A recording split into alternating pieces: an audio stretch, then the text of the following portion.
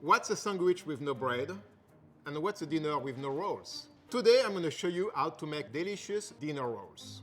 So first I'm going to put my flour into a mixing bowl, add the salt and sugar.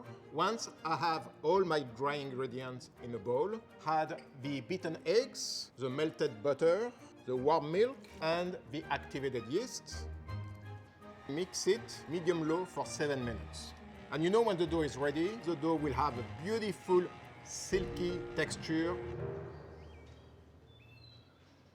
I used to work in a restaurant where every day we had to hand shape 2,000 dinner rolls. Using my palm, shape it quite fast, so you get a beautiful round dough.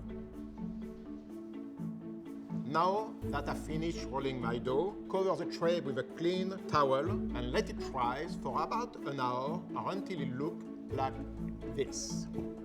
Then I'm gonna egg wash the top of the bread rolls. It gives a beautiful color and shine, and it will retain any topping you put on the top. My dinner rolls are baked, very light and fluffy, beautiful color all around.